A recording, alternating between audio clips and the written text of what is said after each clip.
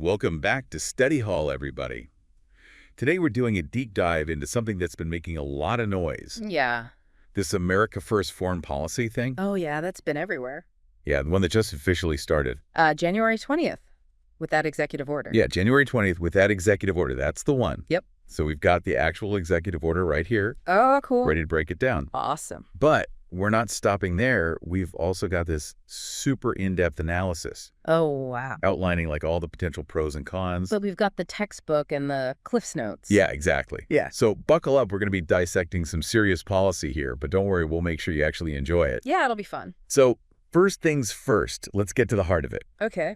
What exactly does this executive order say? Well, I mean, at its core, it's pretty clear. Okay. It says that starting January 20th, 2025, U.S. foreign policy, it's going to put American interests first. Okay, so America first, full stop. America first, yeah. But how does this America first idea actually turn into, like, action? Right. What are we actually talking about here? Yeah, so the order specifically tells the Secretary of State Okay. to make some big changes. Okay. And we're not talking about just like minor tweaks here. Right. It's calling for a complete realignment Wow. of all their policies and programs and personnel, Oh, wow. even their day-to-day operations, Okay. to fit this whole framework. So realignment, that's a big word. It is. What could that actually look like? So imagine this, like U.S. embassies around the world shifting their priorities, aid programs being restructured, maybe even changing the types of people the State Department hires and how they're trained.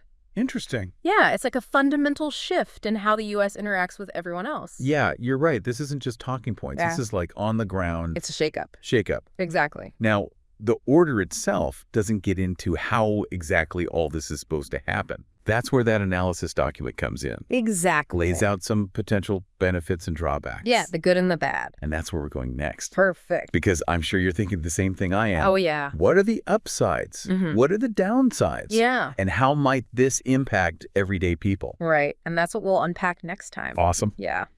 All right, so let's get into some of the potential impact of this America First thing. Okay. And I think a good place to start is with the economic side of things. Okay. The analysis document highlights how this shift could actually bring some serious benefits, particularly for certain industries. Okay, now you've got my attention. Yeah. Everyone's talking about these economic implications, so let's break it down. Right. What industries are we even talking about here? So think like manufacturing, steel, energy industries that have been facing, really tough competition from overseas. By putting American interests first in trade deals, the idea is that it'll create a much more favorable environment for these sectors to thrive. Okay. So, picture this. More jobs. Yeah. Potentially even higher wages. For American workers. Exactly, for American workers. That sounds pretty good. Yeah. Especially for folks in those industries. Right. But it can't be all good news.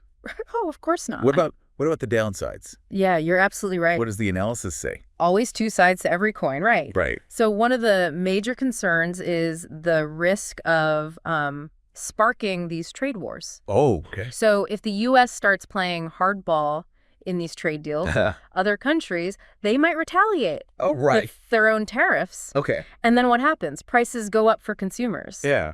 And that could end up harming businesses. The ones that rely on global supply chains and all that? Exactly. Exactly. No, that makes sense. Yeah, we've seen how these trade tensions can escalate. And it rarely ends well for anyone. Right. Right. And then another concern that's brought up is the impact on global cooperation. Okay. Especially when it comes to things like climate change. Yeah, that's a big one these days. Huge, right? So if the U.S. pulls back from these international agreements or starts prioritizing, its own energy production over global emissions targets, right, that could really hinder efforts to address this issue.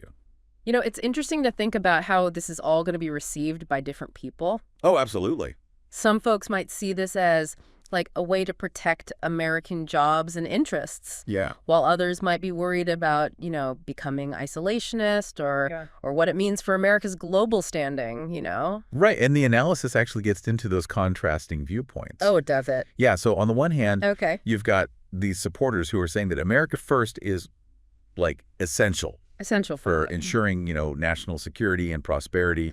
They believe that by focusing on its own interests, the U.S. can, strengthen its military, create jobs, negotiate better trade deals, all that. Yeah, I can see how that would resonate with some people. Yeah. Especially those who feel like maybe the U.S. has been taken advantage of in the past. Right. Or those who just put a high priority on a strong national defense.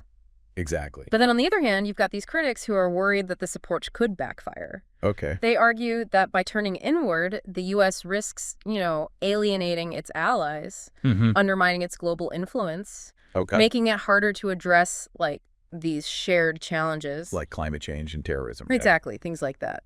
So it sounds like a bit of a balancing act then. It is. Trying to weigh the potential benefits of focusing on national interests with the potential risks of, becoming more isolated. Exactly. You got it. It's not an easy issue. Not at all. And it sounds like there are strong arguments on both sides. There really are. I guess ultimately how this America First thing plays out will depend on a lot of things. Oh, yeah, for sure. How it's implemented, how other countries react, how it resonates with the American people. Absolutely. It's all connected. Speaking of the American people, I'm curious to explore how this might actually affect them, directly. Oh, yeah. Good point. What are some of the impacts on everyday citizens? Right. Beyond just the economic stuff. Yeah, exactly. That's a great question, and one that the analysis actually dives into as well. Oh, perfect. So we'll be unpacking those potential impacts in the next part of our deep dive. So welcome back to Study Hall. We've been talking all about this America First policy, looking at,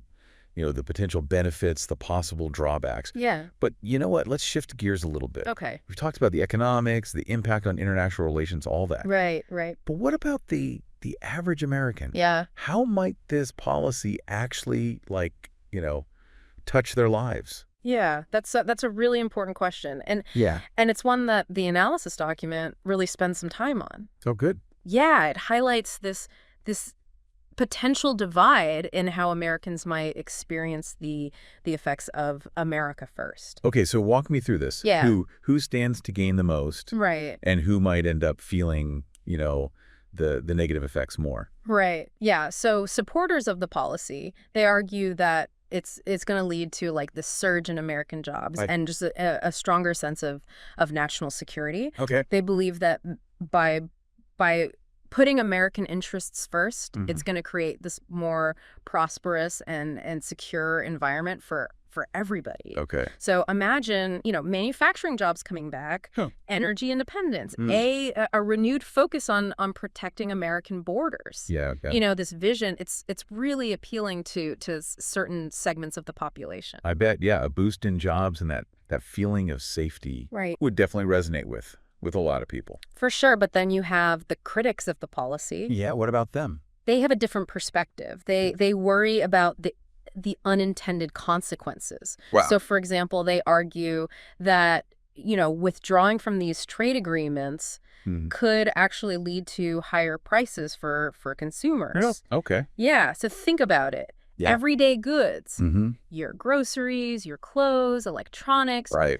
If those become more expensive, yeah, it could end up hurting working families, the most. Yeah, that makes sense. Yeah. It's like this ripple effect. Totally. It seems like this policy that's focused on, big picture issues could end up hitting people's wallets in ways they didn't expect. Absolutely. Yeah. And then beyond just the economic stuff, Yeah. critics also worry about the impact on America's reputation abroad. Okay. So if the U.S. is seen as being, isolationist or disengaged from these global issues, it could make it harder for Americans to travel, to study abroad. Oh, interesting. Even to do business overseas. Okay. Yeah. So it seems like there's this potential for winners and losers. For sure. Even within the U.S. But in the U.S., yeah.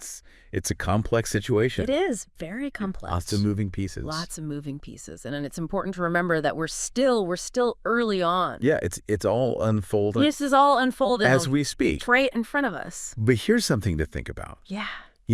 This deep dive has given us this framework for understanding this whole America First thing. Yeah.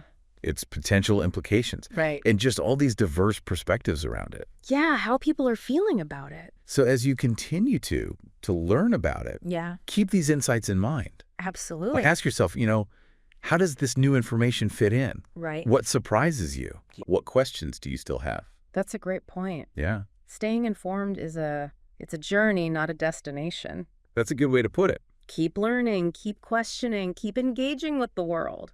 Absolutely. And on that note, Yeah. that's a wrap on our deep dive into this whole America First Foreign Policy Directive. It's been a good one. We hope you found it informative Yeah. and thought-provoking. Definitely. And until next time, keep those curious minds engaged. We'll see you next time.